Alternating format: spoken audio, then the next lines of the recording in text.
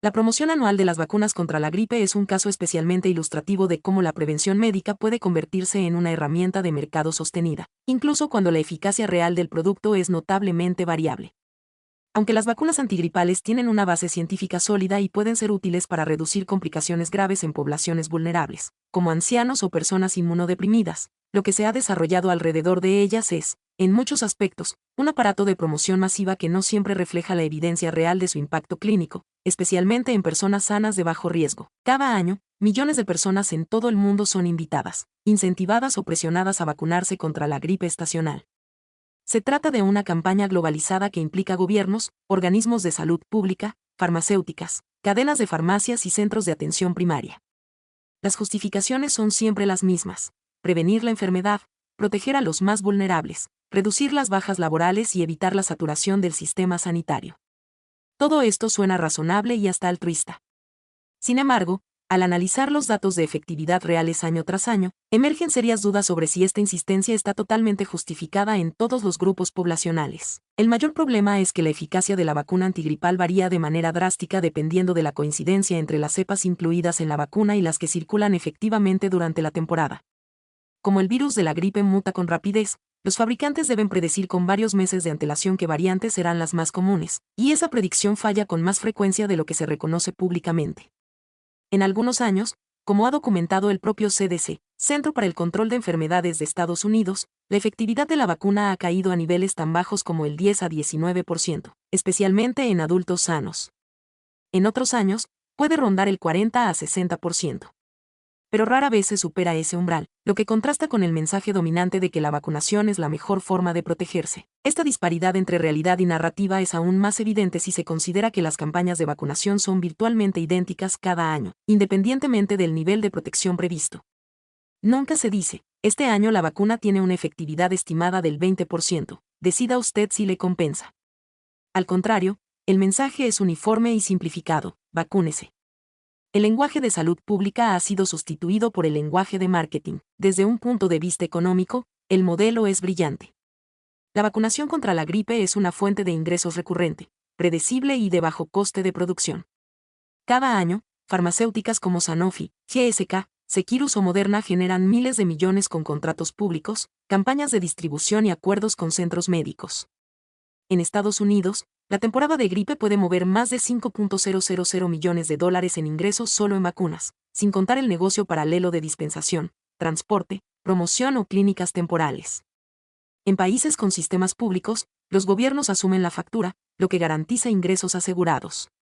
En otros, como Estados Unidos, los seguros privados y los ciudadanos pagan directamente.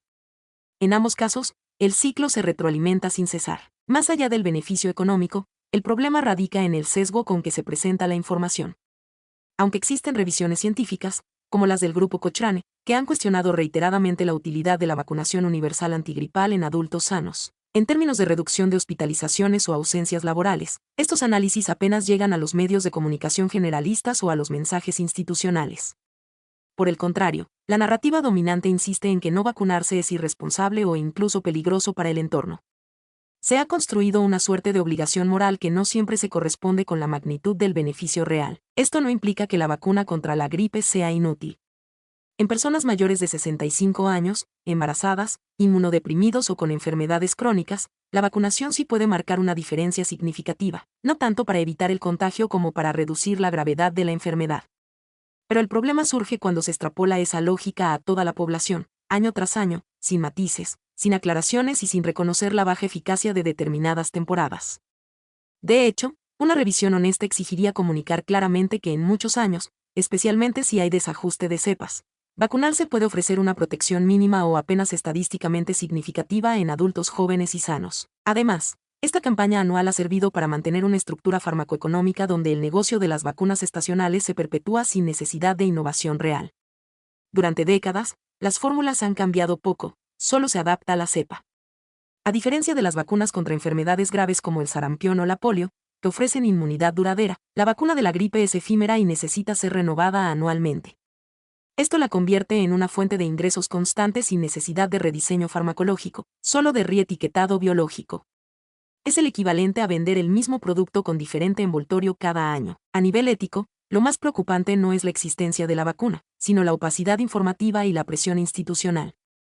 En lugar de fomentar una toma de decisiones informada, se impone una lógica de cumplimiento. Pocos ciudadanos saben que hay temporadas donde la efectividad cae por debajo del 30%. Menos aún conocen que los estudios más rigurosos han encontrado reducciones de síntomas promedio de apenas medio día en adultos sanos.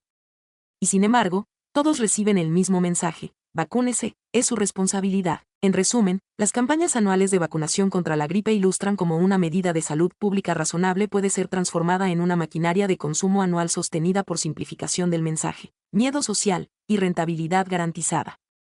Aunque no se trata de un fraude abierto ni de un producto peligroso, sí constituye una forma de distorsión de la verdad, en la que la información incompleta genera comportamientos masivos a favor de intereses económicos muy concretos.